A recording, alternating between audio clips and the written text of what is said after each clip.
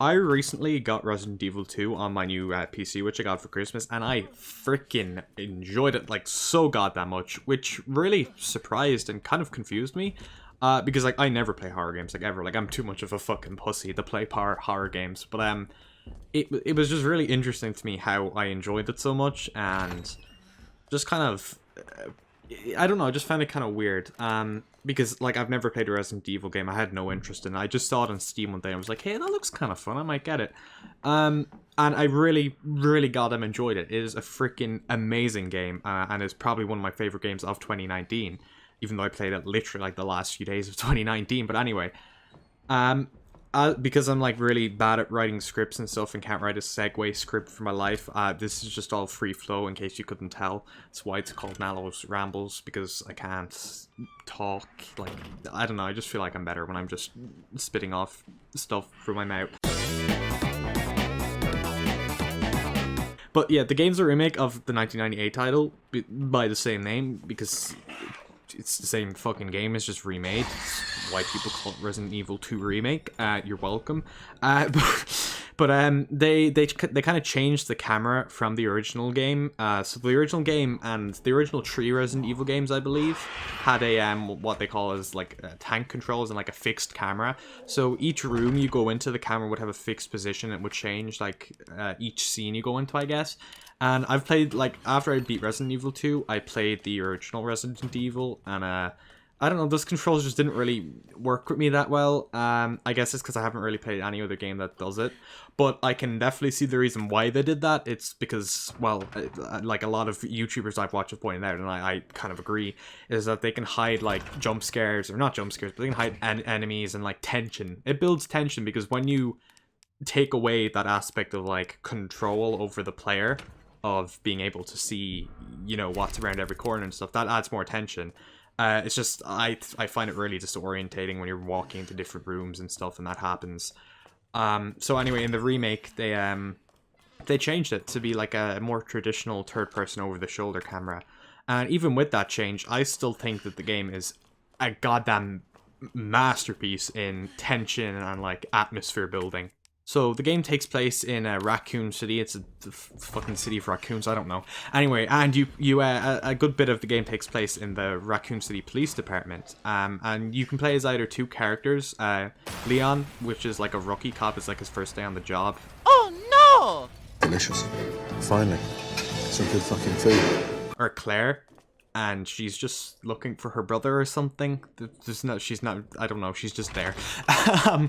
But a lot of the game takes place in the police department, and just the way they build up tension and just atmosphere and everything. Like, I wouldn't even say this game is super duper spooky, like, unless you're kind of squeamish or don't like gore, because there's a lot of gore in this game, like the zombies' faces like chewed off and stuff. But besides that, it's more just the tension and atmosphere of the whole building that's amazing. And what I really like about it.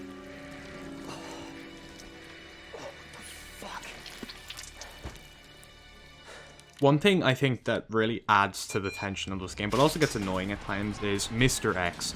Mr. X, he wears like a fucking fedora, and like he kind of be looking fresh in the fedora though, I'm not gonna lie, I kind of want his fedora and trench coat. But Mr. X chases you around basically like the latter half of the game. He's like a goddamn Tesco employee making sure you haven't like stolen M&Ms from the self-service checkouts. What the fuck?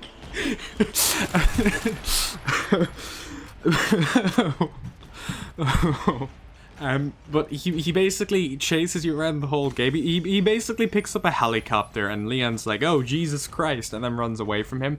But he adds so much tension to like the latter half of the game, because you can't like beat him. You can stun him for a while basically, like, but he gets back up after, and just his footsteps, you can hear the like thumping of the footsteps around the RPD and other areas of the game.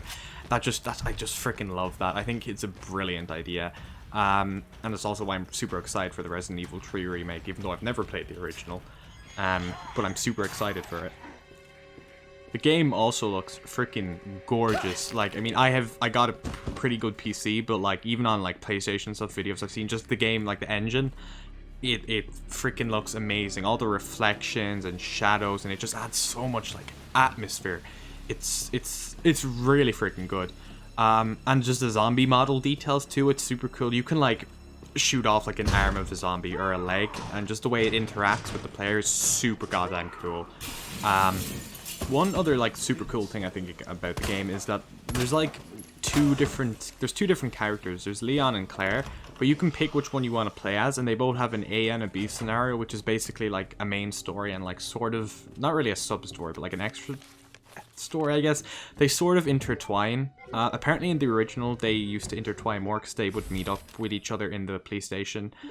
Basically what happens is the character you pick to go first goes in the front door of the police station, and the other one goes in the back.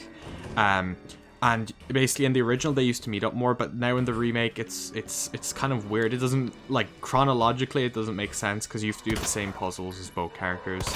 But there's some different events, like different characters, and there is some different puzzles, I think, but it's sort of weird. But I think that having two characters is a really, really cool idea. I always love seeing, even in books and stuff, just the perspective of the same events from different characters. I really love that. But I feel like that's probably... I don't know, I feel like it could have been done better just story-wise, because it kind of just doesn't make sense, a lot of it. Like, you both fight the same bosses at some points and stuff like that. Even though, like, story-wise sometimes it doesn't mesh together perfectly because it doesn't make sense, it's still totally worth playing through the game as both characters, because they both have like unique differences. Like, they both have a unique final boss, and there's like they both meet different characters. I'm not sure if you call it a side character, but they both meet like a different character along the way. Claire meets Sherry, who's the daughter of two of the scientists there. And like, I think their like relationship's really cool, like, throughout the game. And you can kind of see how much Claire cares about her, because there's this one like super badass scene. I freaking love this scene, where like a monster like comes like out of like the ceiling, and basically you have to fight him. But Claire's just there, and she like presses the button to make the platform with the like huge ass hulking monster on it go down, who's like infected by the virus, and she just jumps down onto it, and she's like to an S, she's like, go take care of Sherry or something. I just freaking love that scene because it's just like I don't know, she just cares about Sherry so much. It's just a really cool like character moment. And Leon has Ada, who's like pretends to be an FBI agent, but she isn't actually. She's like, I don't know, I don't like her as much as Sherry as a character, because it's I don't know, I just thought Claire and Sherry work better than Ada and Leon. But it's kind of cool what happens at the end, because she says she's an FBI woman, but she's not actually an FBI woman, and she just wants like the sample of the virus to like sell to someone. And she dies at the end. She falls off this big ass cliff, but she pulls a Jesus on us and comes back from the dead. But like, I'm pretty sure there's not a part of the Bible where Jesus gives a rocket launcher to some guy to kill a like really angry Tesco employee. But that's like, you know, that's just kind of what happens. She's just magically alive somehow, and I don't really know how, because that looked like a pretty big fall to me. But you know, whatever, plot convenience, or maybe she landed on like a really big fucking cushion, I don't know. And yeah, so that's pretty much it. Besides the music, which I was gonna talk about for a moment, and like, there's an option of like, there's a new soundtrack for the game, which is like just built into the game, and then you can like pay like €3, I think it's like, for DLC for like the original game soundtrack. And the new game soundtrack, I actually think I prefer the original game soundtrack. The new one goes for more of the like kind of like no noise type thing. Not like, there's not like no music, because there's some boss fights and stuff, but it's more sort of ambient music, I guess. And I guess that does kind of fit the game, but I still prefer the original soundtrack just because you can actually hear it. And yeah, that's pretty much all I wanted to say about the game. I haven't played through the full thing with the original like original game soundtrack, but I probably will at some point. So yeah, overall it's a really good game. If you haven't played it and you're not like super like scared of horror, if you are into horror games and you haven't played it, I would totally recommend it. It's an amazing game. So yeah, that's pretty much it for this video. I know this was kind of like literally just me rambling, and it's probably like structured like fucking horribly. But that's really just kind of what I wanted to do. I want to talk about the games. It's more sort of like a relaxed, just like, you know, not like super professional type thing. It's literally just me sitting down on a microphone telling you why I like a certain game and why. So yeah, but with that being said, if you watched all the way to here, thank you for watching, and if you enjoyed, then I'm glad. But yeah, so that's pretty much all for this video, and I'll see you whenever I upload, possibly in the next decade. Thanks for watching, and I'll see you next time. Ciao.